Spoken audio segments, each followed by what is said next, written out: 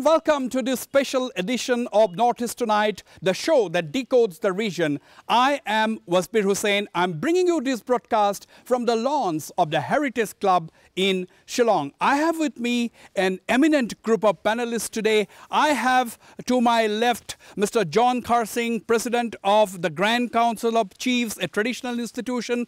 I have Mr. R.J. Lingdo, former Home Minister of Meghalaya, well-known thinker, earlier a corporate honcho. I have with me Mr. Eugene Nyangte, an entrepreneur and, of course, a pioneer of motorsport in Meghalaya. I have Mr. Toki Bla, a former administrator and now a very vocal civil society leader. And, of course, I have with me Mr. Larsing Ming, a well-known business leader and, of course, the owner of the very popular Silong Lajong Football Club that has brought laurels to the state and, of course, one of the well-known football clubs in the country today.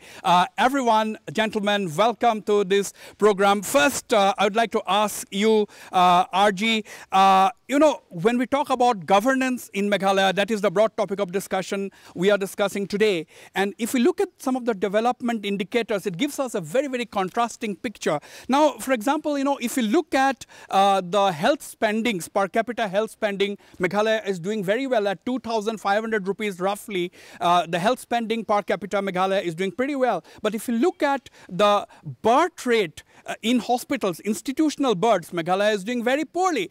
And less than 52% of the pregnant women in Meghalaya are ever visited by a health worker. And look at the crime rate. It was basically 7.1 per 1 lakh people in 2006. Within 10 years, gentlemen, it has come up. It has gone up to 27.1. In a span of 10 years, it's a threefold increase. So it's a very contrasting picture. We have a new government in Meghalaya, which is just 8 months old. Now, I would like to begin. What thoughts cross your mind, RG, when we talk about governance in Meghalaya? I think the first thought that comes to mind is the lack of governance. I'm not pointing my finger at any particular government. Yeah.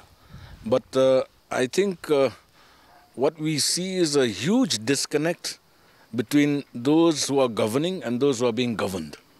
You know, somehow or the other, there's no connectivity between them. And like you say, you know, statistics can be played around to paint pictures which may not be very real down at the ground level.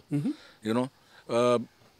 Human indicators as a whole, I think, are very, very sad. Whether it's education, whether it's health, it's really, really sad. And I think one of the major reasons is the fact that people do not associate themselves with governance. You know, they shy away from you know, taking up the ones who are in the hot seats. So, Mr. Lingdo, what you are essentially perhaps trying to suggest is that people talk about their dues, people talk about, but they don't talk about their responsibilities. People talk about their rights. People don't talk about their responsibilities. Is it you're also trying to make the people responsible and accountable for this? Definitely, questions have to be asked, not just asked, but followed through. You know, we find that a lot of questions are asked, you know, at the spur of the moment. But unfortunately, a few weeks down the line and everybody's forgotten about those questions. We'll come back to you. Please hold your thoughts, R.J. Lingdo. Mr. Tokibla, you know, I've given you some statistics. Why is it that in matrilineal Meghalaya, we have seen such a huge crime rate going up from 7 per 1 lakh people in 2006 to 27 in 2016, threefold increase. At the same time, why is the health sector, on one side, there are very good indicators, on the other side, why is this contrast? I'm just giving you 2 examples. You're free to make your assessment. Broad topic of discussion is, of course, governance in the state of Meghalaya in the last couple of years. Let's take the last decade and to the present time. What are your thoughts? What are where things have gone wrong and what should be the road ahead? That's what we're discussing. Your opening remarks, Mr. Tokibla. You know, I'd like to join R.J. Lingdo when he says that there has been a lack of governance in the state. We do agree on that. On top of that, there's an overlapping of governance also.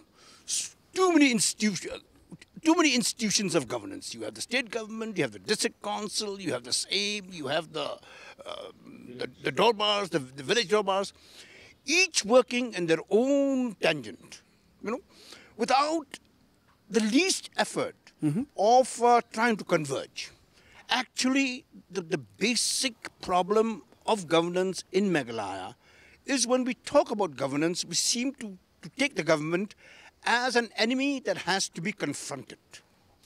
Any issue that comes up, be it from the district council, be it from the NGOs, the pressure groups, so-called pressure groups, they might have genuine problems. We're not questioning that. But immediately when they put it in front of the government, they have to confront. Government is seen as something which is not your own. Something alien.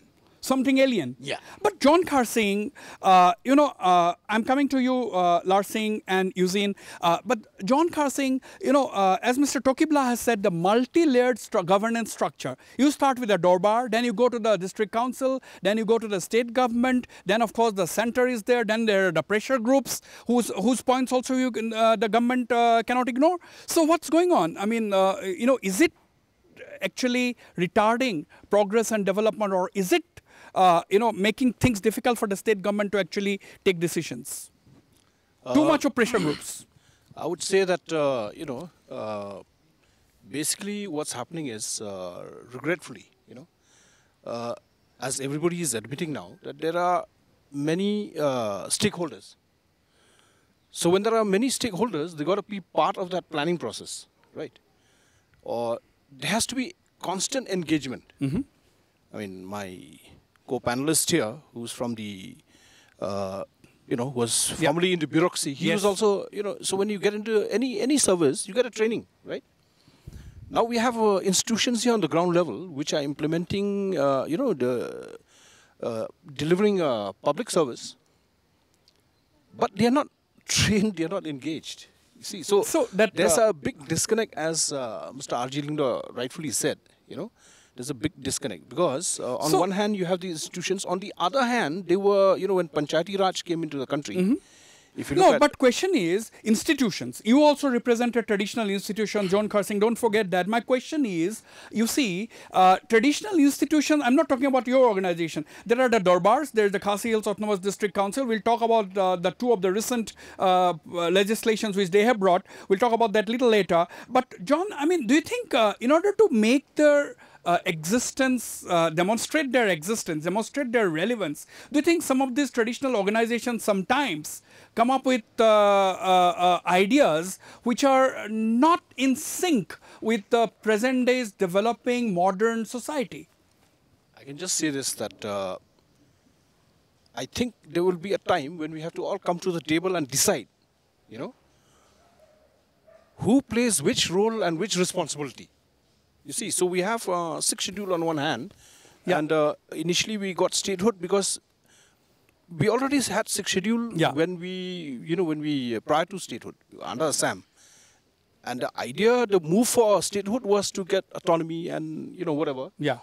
And then we still continued with the district council. So politically we have not. Politically we have not taken the call. Right. There's not been a discussion on the table. Right. What do we do? Because today is a very, contradicting situation we are faced with now. Yeah. Is because the sixth schedule amendment is coming up, supposedly, and pressure groups, we've all gone to the center, placed their demands. Now, if you look at those functionings, those subjects, I asked at one meeting, what is the meaning of minor PWD? Which will be also another subject of this council. Okay. Now, these are issues that needs to be a lot of clarification is necessary. Now, Larsing Ming, say you represent a section of society, you own a football club, Silong Lajong, that has brought names not just to Meghalaya, but it has made, it has brought, it has actually lifted sport in the entire Northeast to an all new level because of your performance in the I-League and so on and so forth. A lot of football clubs have emerged later. The Aizawl FC has come, and Northeast is known for its football. Now, my question is, it's a contrasting picture. On one side, okay, we talk about Hima Das from Assam, we talk about Mary Kom, earlier we had talked about Dinko Singh, but down there Sarita Devi and so on. We have the gymnast Deepa Karmakar in Tripura, and we have Silong Lajong in Meghalaya. Now the question is it a contrast? On one side, people know us for our sporting achievements. On other side, the reality that you face today is infrastructure. You just don't have the infrastructure. Even if you want to do things, you cannot, because there's just no power. You are also a business leader yourself. How do you see this contradiction? Who is responsible for this? No, so yes, Wasbir, I think obviously in terms of infra, we are definitely lacking across the region, and a lot has to be done in that regard. But having said that, there are two ways of looking at it. You have to start from ground zero. So when you look at ground zero and you see the kind of development that has been happening across the region in the last 15, 20 years, I won't say that there hasn't been any development as far as infra is concerned, at least in terms of certain states that I'm aware. Manipur had the national games way back in the 90s. The Kuman Lampak Stadium was built then. And perhaps that's the reason why, so much of sportsmen have come out of Manipur ever since. It is actually after the national games that they have started to rise as a power. We've seen that happen in Assam over the last decade or so. And now, hopefully, with Meghalaya coming to host the national games in a few years' time, we hope that the level of infrastructure will also be developed in our state, and and hopefully through this process we will get better talent. When we talk about out. governance, it is not just political governance. We are talking about governance in all sectors. The government has to do forward planning. Now you're talking about the national games coming to Meghalaya, being the host of is going to host the national games. Now, what is the preparedness from now? Is it one of, for example, in Assam, the entire infrastructure is lying unused, almost. Very few events. There have been marriage ceremonies taking place in some of the sporting facilities. So, as a business leader, as an entrepreneur who is also divested into the sporting field, what are your thoughts? So yes, I think you brought on a very good point that legacy planning is a must. I mean, creation of infrastructure is one, but the proper utilization of the infrastructure, the optimum utilization of that investment is another. And legacy planning should be thought of right from day one when any infrastructure is created. Otherwise, we end up creating white elephants. That is legacy planning important. Otherwise, you end up creating white elephants. That's a very important point which Lar Singh Ming has made. Now, let me go to Eugene Yangte. Eugene, you are an entrepreneur. You are one of the pioneers of motorsport in Meghalaya. Basically, as an entrepreneur, what are the difficulties you have faced and what are your suggestions? What are some of the difficulties? What are the bottlenecks in Meghalaya, for example? So as a the first generation, you might say, kind of entrepreneur that the kind of business that I'm doing now. So it's difficult for youths to start up such a business because they're not being guided. No hand holding by the government. I won't say that completely, but you might say that 75%. Yeah, the government and the community has not being playing a role together. So, as the discussion about that multi-layer governance is there, and some of the issues that have to be looked as a serious matter also, that hinders the growth of such entrepreneurs has to be taken care. Well, in my case, I am told that I'm not allowed to bring expert labor who's not a tribal to do my job, not even for a day. You see, all that, I've taken a loan, I have to return back the loan because I can't get expertise people. So there was once a time where they had a meeting in the local government in the village where I am, saying that you have to pay a certain percentage of the amount of labor towards the darbar. So your problem is the multi-layered governance actually hinders entrepreneurial growth in the state. That's one. And lack of skilled manpower. Is that what you were saying? Yes. So that has to be taken care of. I don't know how, but the community has to be informed, and the general youths from the college level about entrepreneurship and training and leadership. It's a very important point you are making there. Entrepreneurship has to be inculcated in the youths from the school and the college level. That you all of you do not have to depend on government jobs or the corporate sector. You can be your own, stand on your own feet. So that is what is very important. I'll come back to you. Let me once again go to Mr. R.G. Lingdo. You have been on both sides of the coin. You have been in the corporate sector. For 10 years, you have been a political leader. You have been the home minister. You may be dealing with security those days. I don't know whether you join politics once again. You might be mooting that idea, maybe one of your New Year resolutions. If you disclose, I'll be happy, but that's a different issue. But RG, is this, that, what should be done now? What is the lesson for the new government in Meghalaya, the Conrad Sangma government? He's a very well-educated young leader, which Meghalaya has had after a long time. I think there are 2 points that can be taken up from my co-panelists. One is the point that Tokibla had come up with when he talks about convergence. There is a serious need for convergence. There's two, whether it's the different institutions of governance or whether it's the different government departments themselves, they all work with this silo approach. And there's no convergence. There's a need for them to converge and come together and think together, plan together. And there is a need for some mechanism to be put in place where the voice of the people should come up. For instance, if we are talking about a sports policy, it's meaningless to talk about a sports policy being designed in the air-conditioned rooms of the Secretariat or the air-conditioned rooms of the IIM. There is a need to listen to the district sports officers. So hear them. Let me see. That's what I talk when I talk about convergence. That's what I talk. He's talking about convergence, Larsing. He's saying that even when we are talking about a sports policy, grassroots level opinion has to be taken. Do you think it's a good idea? I mean, that has not happened at all.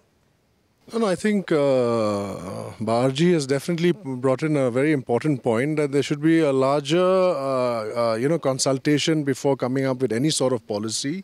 And, every stakeholder should be engaged upon. That is, I think, fundamental for any sort of policy that involves, community and anything to do with human resources. Can I say a second point? Yes. The second point which I haven't brought up. Yes. And the second point comes from what Eugene had said, and that is education, training, capacity building.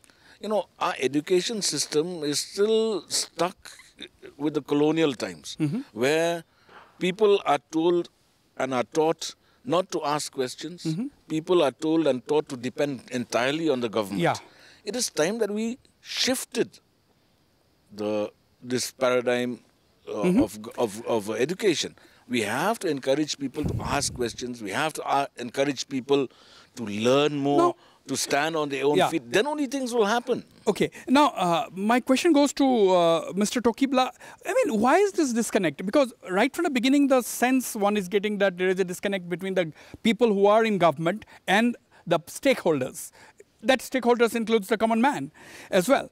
Now, question is, you have been in the administration as well earlier. My question basically is very simple.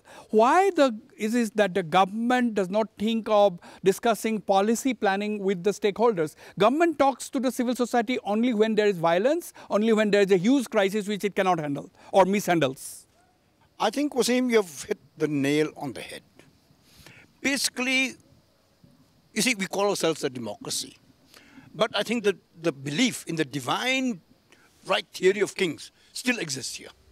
That when you get elected, you suddenly become a know-all of everything. You are the supreme being. And you don't listen to anyone. I'm sorry to say, but it's a scenario of India, and that scenario also works here in Meghalaya. People are, when you become a minister, you become an MLA, you don't consult anyone. Mr. John Kharsing, I mean, this is a very specific answer. I need a specific answer from you. Now, take the case of the Harijan colony or sweeper colony agitation, that big rioting that took place for a month. It went on.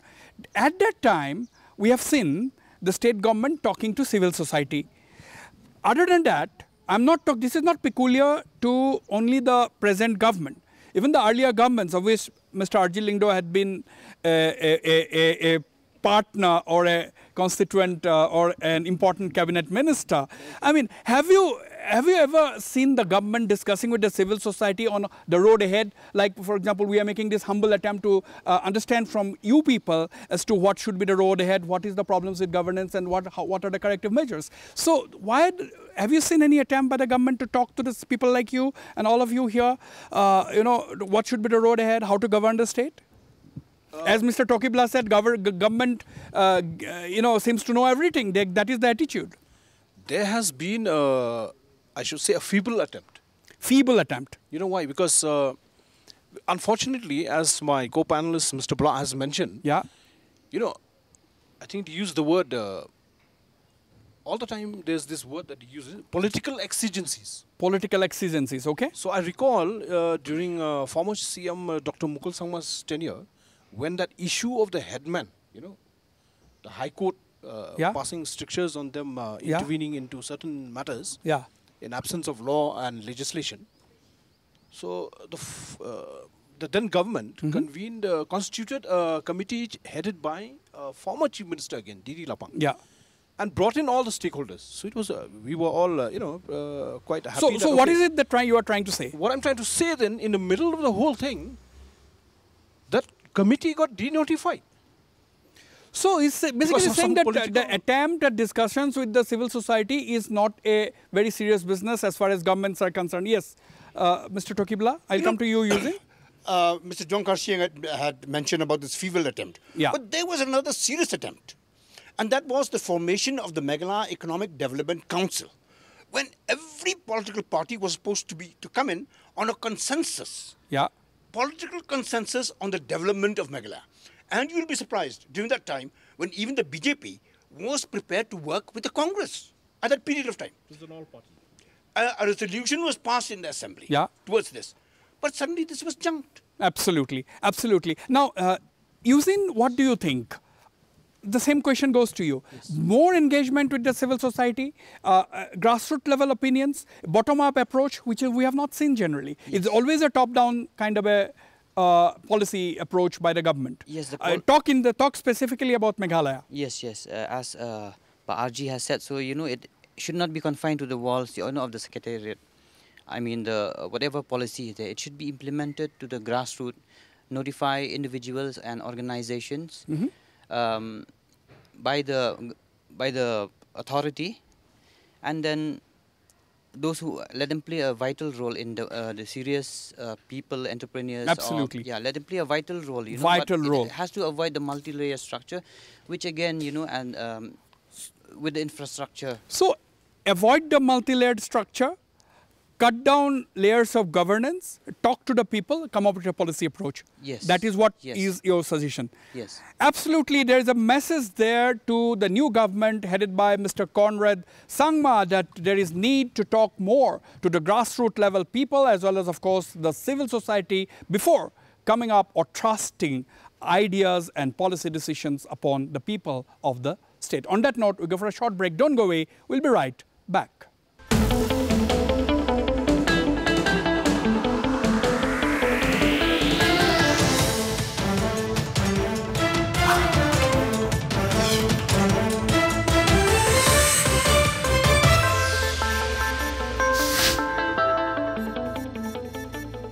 Welcome back. We had ended the earlier section in a very, very engaging manner. Let me go straight to Mr. Tokibla. Now, the issue is this present government headed by Mr. Conrad Sangma is 8 months old.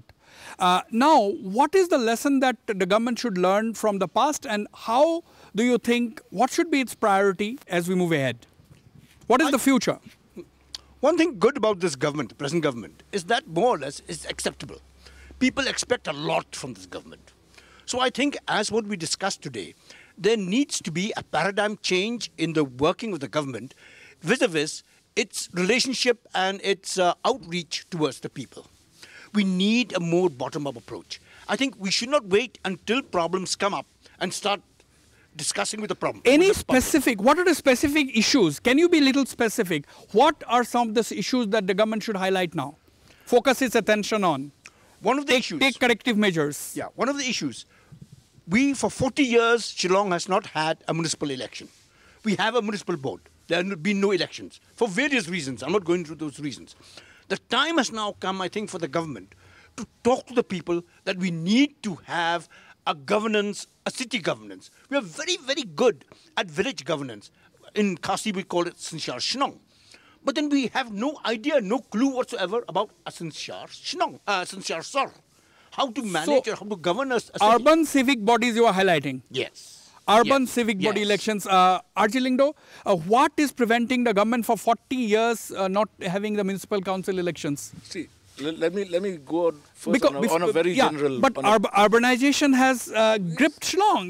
There's no place even to park a car. Let me go on something very general first, Wasbir. First and foremost, I think the mindsets of the people who are sitting in the assembly has to change.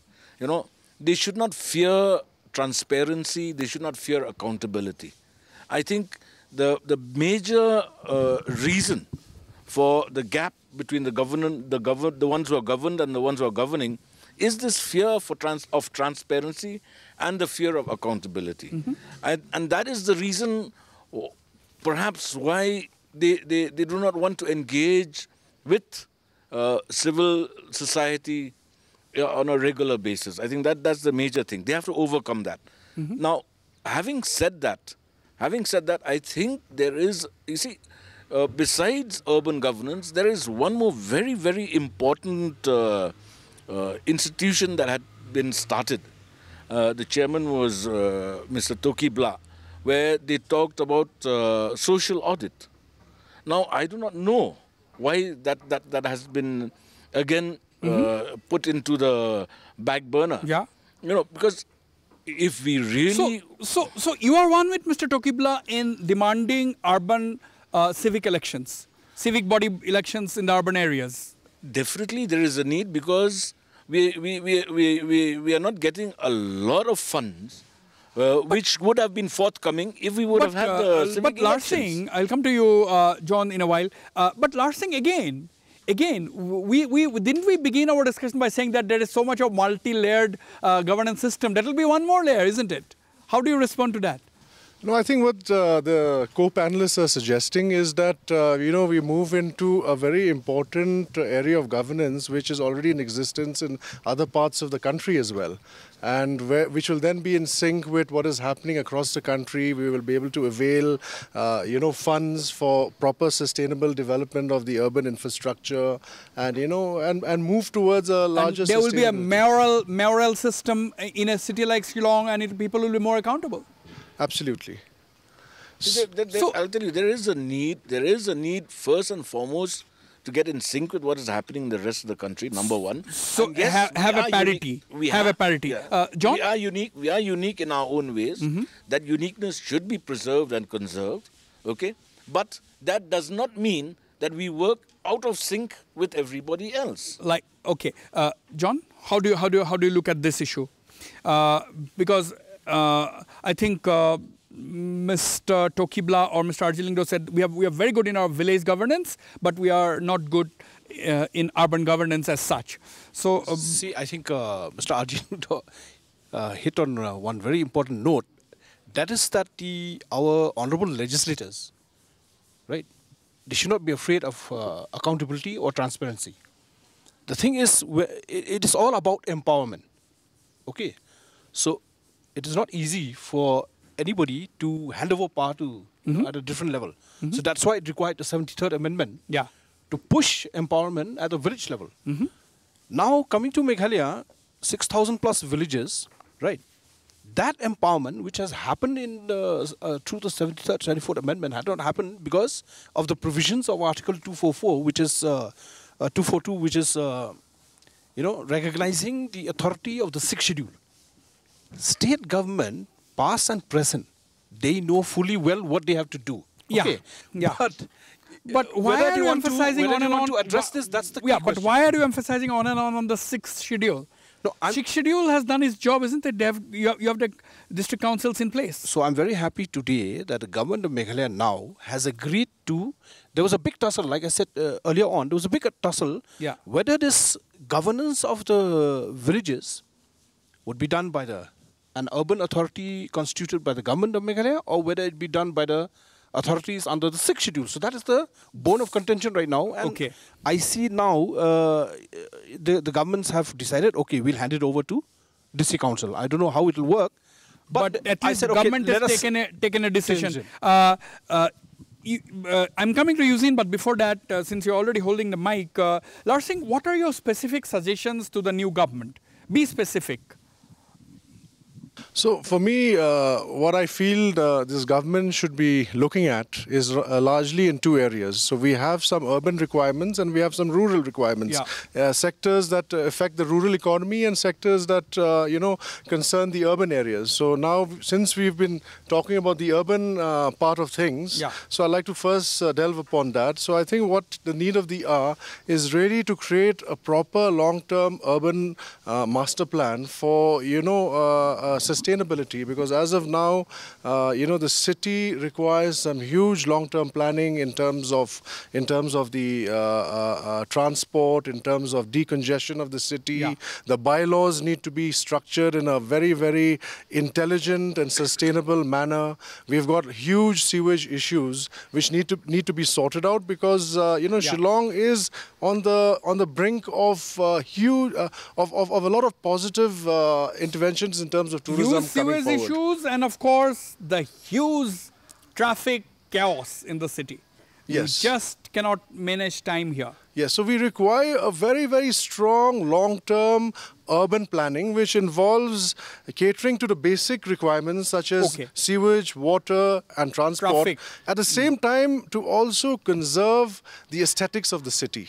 Sewage, transport, and also water, drinking water, and of course basic issues to deal so as not to alter the character of the city. Alter the character, yes. Not only to say preservation. I won't use the word I won't use the word only preservation, but to work on the aesthetics of the city. Aesthetics of the city. For example, what I'd like to touch upon is that at this point of time, my office is there in Police Bazaar. I can see some walling happening around the assembly.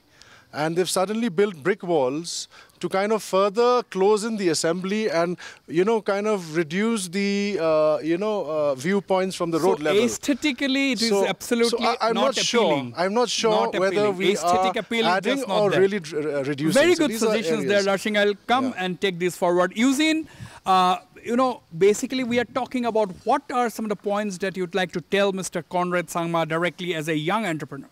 Yes, as a young entrepreneur, I would like again take some point what Baming has said, like the basic requirements should be planned in a long-term, proper manner.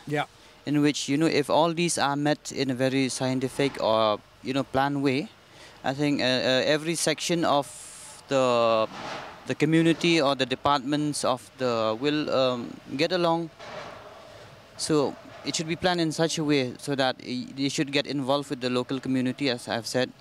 And then site inspection for whatever reason needs to be done should be done. But accountability. Yes. I will come to you on this, Mr. Tokibla. But accountability is just not there. Nobody is looking into the Comptroller and Auditor General's report even. 10,000 hectares of land in the forest areas are under encroachment.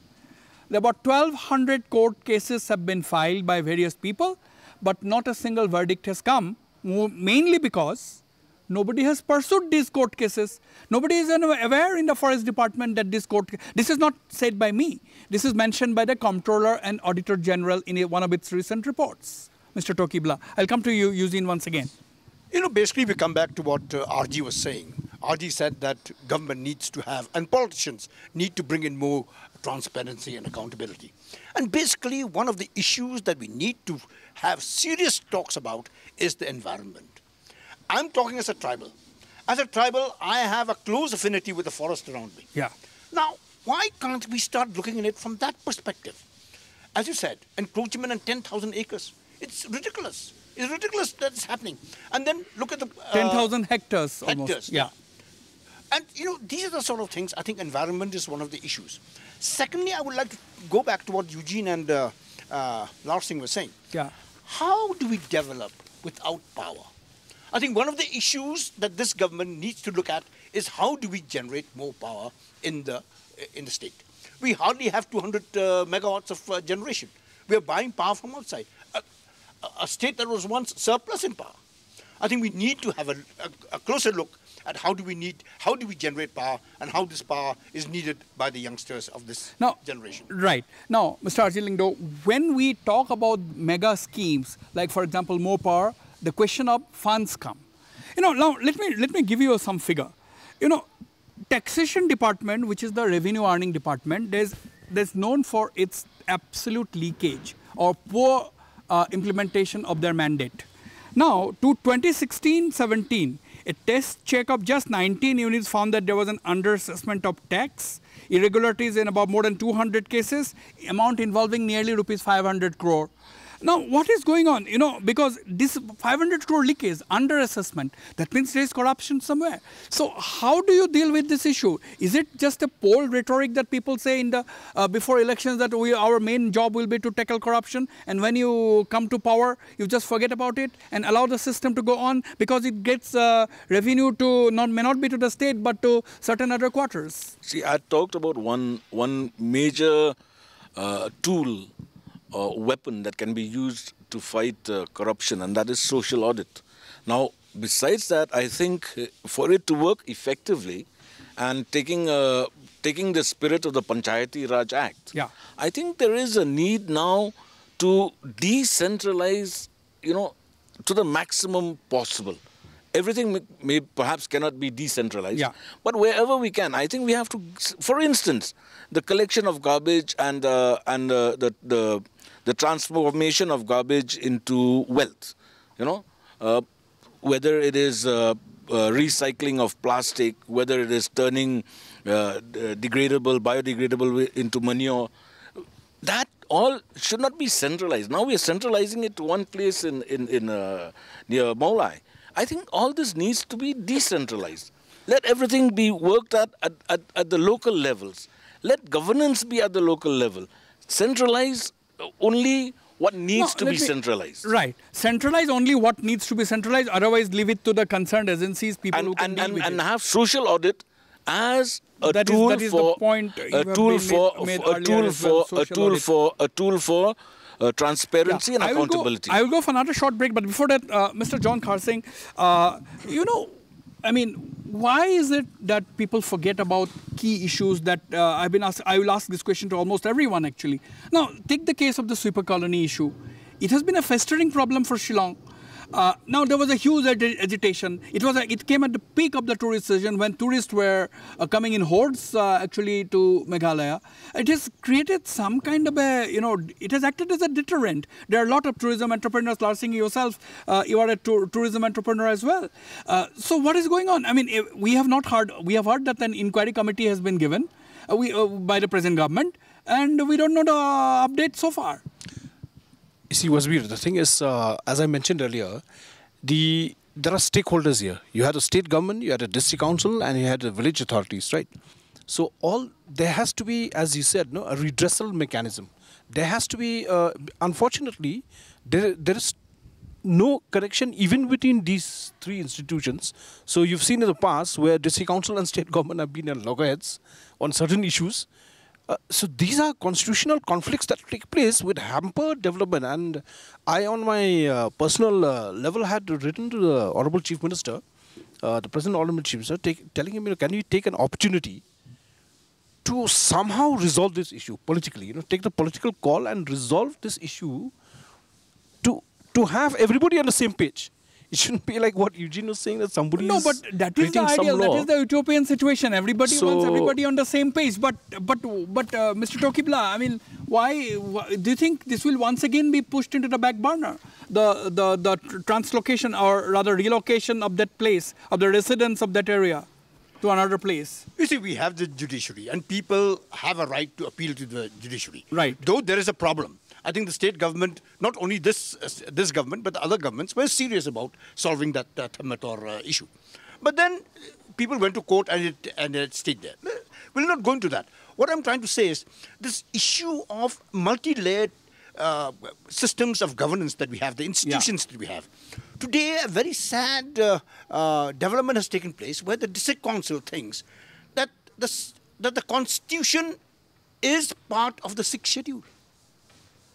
The constitution is part of the 6th schedule. They're trying to interpret the constitution through the 6th schedule. It's ridiculous. Why do we still have the district councils? Is a question which no one is asking. I'm asking you today. No one will like it, but I'm asking it. Do we still need the district councils? I don't think we need them. Hussain, what do you think?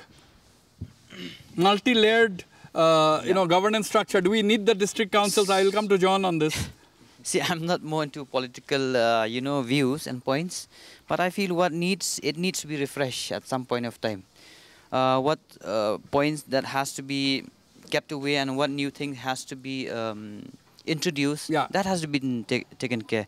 Maybe later, in a later stage, when everyone agrees that we don't need it anymore, maybe it's upon the elders to decide that. So, but I'm more concerned about the infrastructures as of now, the sanitation. You see, I go to my work every day, and it's saddening to see one part of the PWD people cleaning the grass. And, now flowers, which is known as plastics, have come up. So it's better not to clean that. So you see... So there is no coordination between government agencies? Yes, and then, you won't believe for the last 10 years I've been using generator. Because of lack of power? Power, yeah. Last thing, is that a big impediment? Lack of power, which is the basic to develop a state. It's that feedstock of power.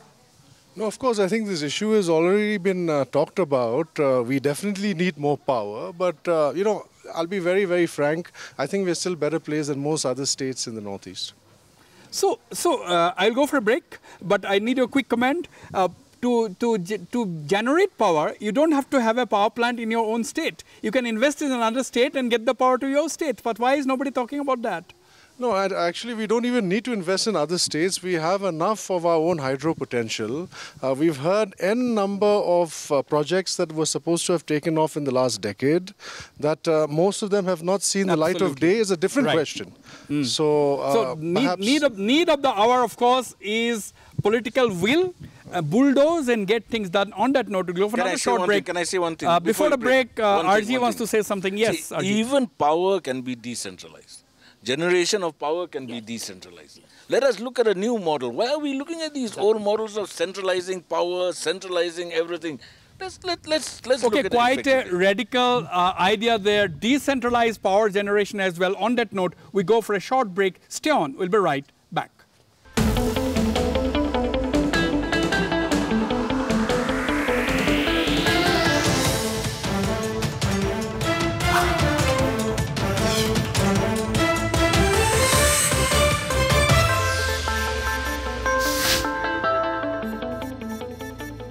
Welcome back once again. Let me go directly to Mr. R.G. Lyngdoh once again.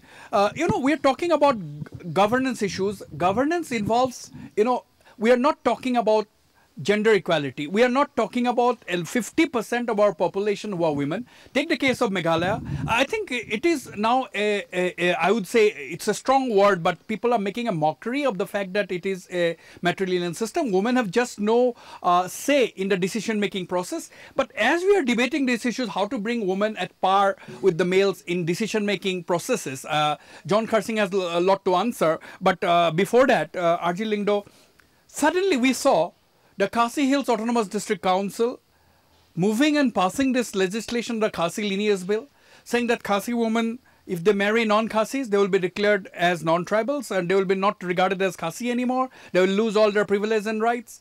And there are two arguments. One said, yes, this is very important to protect our community and its interest. Other groups saying that this is not in sync at all with the modern day society. It's a violation of human rights of an individual. I think, first and foremost, let's look at the spirit of the Khasi community. If you look at our tradition, our customs, it's been a very inclusive spirit that we had. And the fact that we are now close to about almost 15 lakhs in population. So now other tribes in the northeast are perhaps 1 lakh, some maximum 2 lakhs, some 50,000. And the reason why we are 15 lakhs is because of our inclusive nature. You know, if a man marries outside the tribe, the tribe welcomes his wife. If a woman marries outside the tribe welcomes her husband, provided we follow the customs and traditions of the tribe. That has been the overriding factor. Now, to suddenly exclude people from the tribe, I think it does not bode well for the future of the tribe, number one. Number two, perhaps it has been driven by this fear felt by men that they are losing power. Now, which is wrong again, because the power of the man is felt at the village council level. Let me finish. At the village council level, the man can show his power. At the Hima level, the man shows his power because women are not part of that decision-making process. And also, of course, at the clan level, the power of the man is there. But what we are seeing is now the district council has usurped the power of the village council. It has usurped the power of the Hima. It has usurped the power now with this lineage bill. It has usurped the power of the clan. So I don't see it empowering the man in any way. In fact, it disempowers him, if you look at it from that point of view. It disempowers him. Quite a radical thought at that. John, I mean, see, at the end of the day, our broad topic which we're discussing is governance. Now, how are we talking about these issues when women doesn't have the right or any say in the decision-making process, starting from the Darbars to, district council and so on? There are very few women, even in the state legislature. Let me correct one interpretation that women are not allowed in the Darbar. I will tell you that there is no such thing that says in our tradition that women are not allowed. It has just been a practice that at the village level, they say one person from each household must attend. Right. So by and large, generally the practice has been, the male member going and attending. But why? Why can't the leaders take this initiative? Don't you think you want to hear the other side of the story? 50% of the population? So I'm coming to that. In many of our villages now, they have what is called the Seng Longkumi. So they have also now petitioned the district council that they should get representation in the executive committee of the village. Just like the Seng Samla also has 2 representatives, in some of the village darbars. In some of the village darbar now, women are participating. It's not that they want to be the village headman or, they participate because they want to be in the decision-making process. They want to make their voice heard. Yeah. I mean, they listen, they listen to the debates, the deliberations. I've seen in many. So it's a mixed thing. You can't just shift the process at one overnight. So it is happening at a slow pace. Okay. And you must allow that system to evolve. You must allow that system to evolve. Larsing, what do you think? In this whole governance, overall broad governance debate, where do the women stand? In the governance, I suppose there's a lot. Women in Meghalaya, I mean. In Meghalaya, yes. I think there's a lot more space for them to perhaps, get involved in, as has already been seen, maybe even at the village level, at governance level, and even at political level. I think women should be more involved than they are currently. I mean, that should go with what is happening everywhere else in the country and the world. So that thing should definitely happen. If you're asking me that particular question, then yes, I'm all for women taking a larger role in governance at every level of... Let me just say one thing. In the village where I grew up, in Laimukra, there was a sub-locality where there were less participants on that darbar, and I clearly recollect a government servant a government servant employee by the name of Konglina Marbanyang. She volunteered to become the secretary of that village. So there have been instances, but there are not very many instances. These are rare instances, RGS. When it comes to governance, especially when it comes to rural development, there has been a trend where self-help groups have come into the picture, and self-help groups play a big role. They play a big role on women and women's views, because it has been found that women think more of the common good than men do.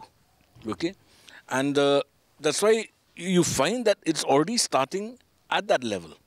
Now, it's just a natural progression for it to go from that level, perhaps, to the traditional institutions as well. Absolutely. But the whole hang-up is, as of now, fear and emotions seems to be ruling everything. Emotions seem to be ruling. Mr. Tokibla? You know, when you talk about governance and the involvement of women in the decision-making level, we have to accept that politics, I'm not talking about party politics, but politics in general, plays a very crucial role in governance, be it at the village level or at whichever level.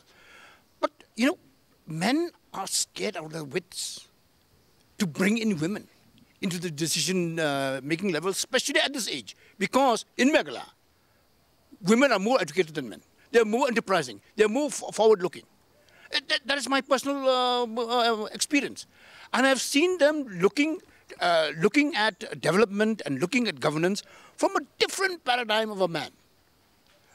For example, when we talk about education, a man, especially in the village level, he'll talk about a school building, he'll talk about the availability of a roof, availability of chairs. Yeah. Women, they look more into the education of their children. So a different perspective altogether. And I think we need to bring in this 50% of the population. I'll give another example, Wasbir. You see, now for a man, if his income goes up, say, by 100 rupees, okay, he wants to show it to his other peers by shifting from wearing a slipper to wearing a shoe, or from wearing half pants to wearing long pants, or from smoking biris to smoking cigarettes. He wants to show his peers that his economic condition is going up. Is improved.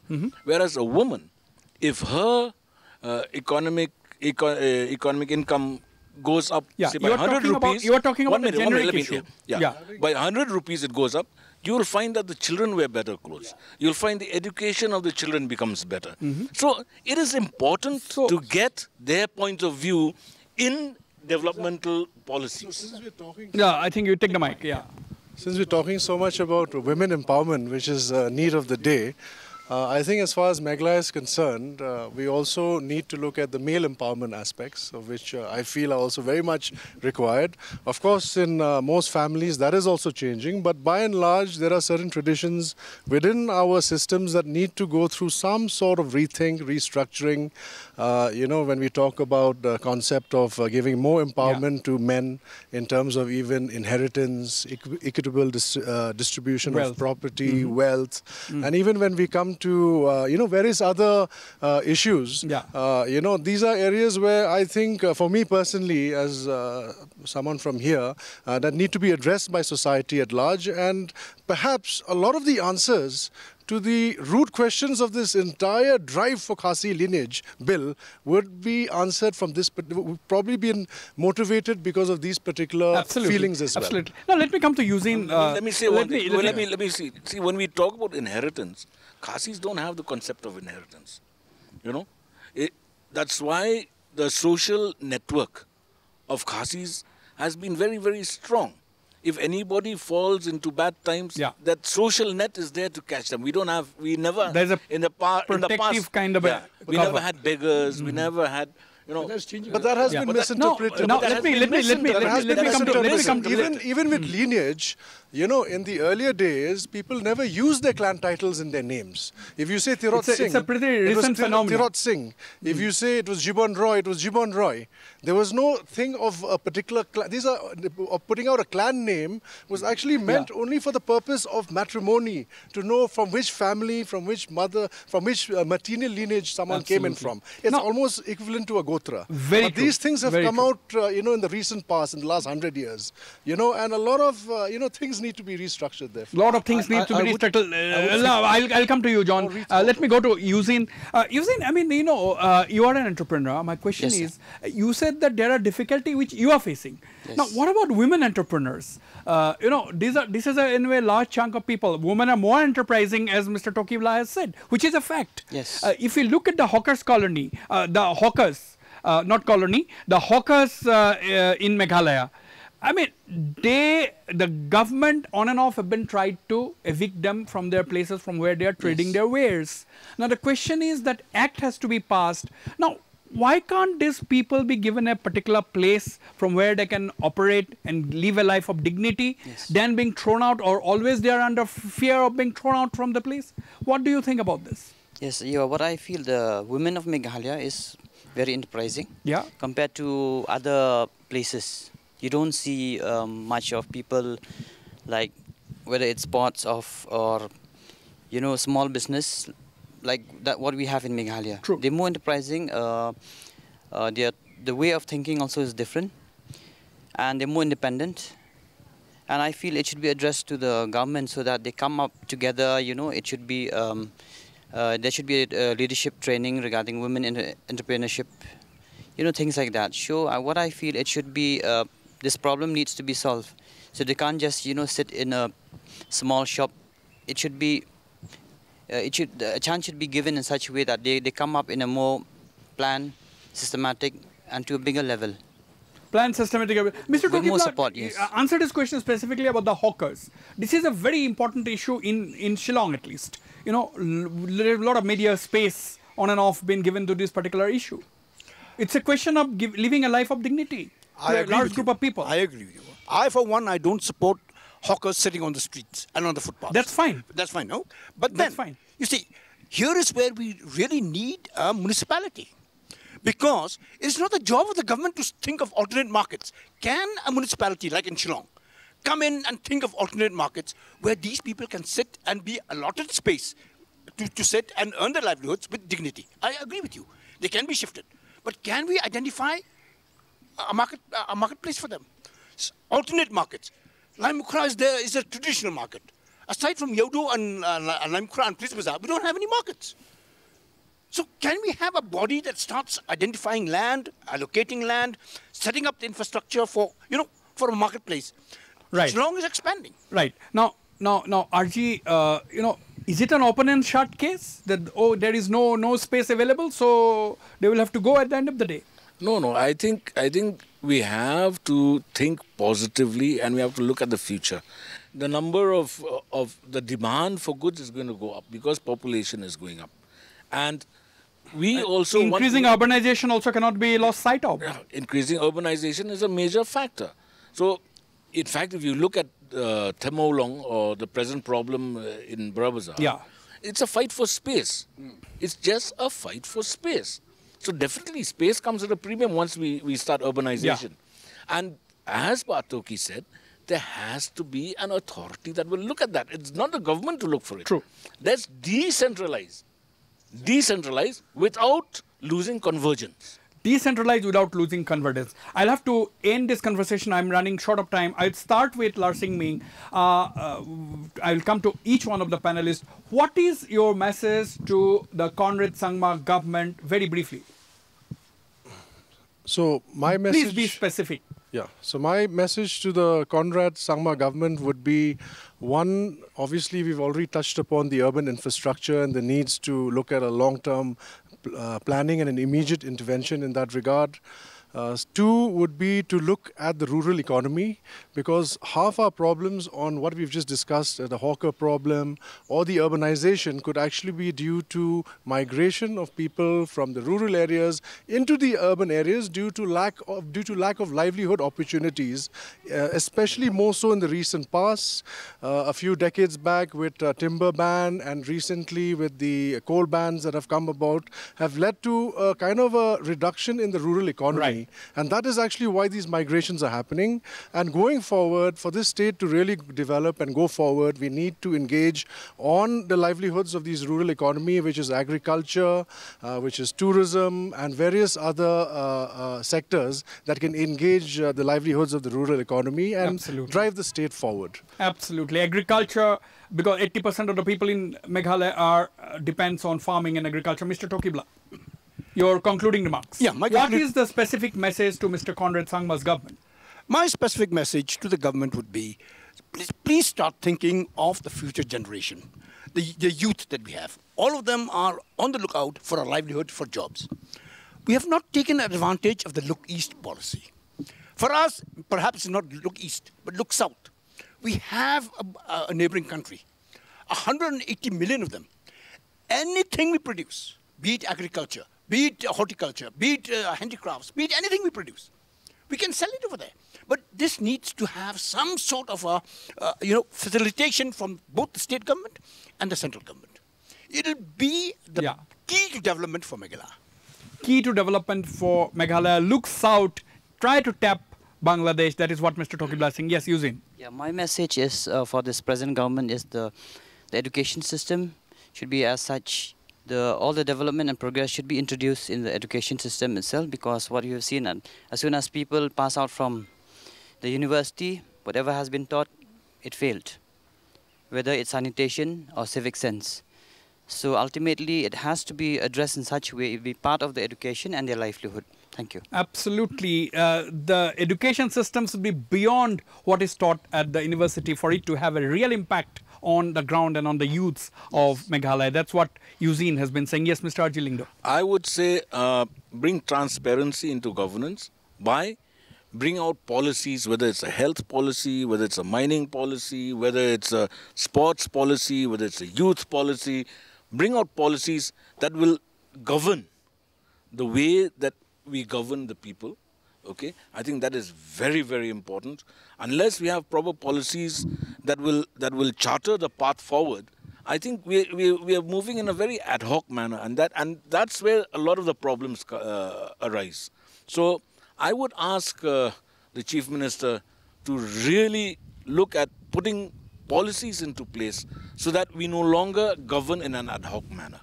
Absolutely, no longer governed in an ad hoc manner. The focus and emphasis has to be given, first of all, at bringing in proper policies that actually works on the ground. That is what Arjilingdo has been emphasizing. Yes, Mr. John Carsey.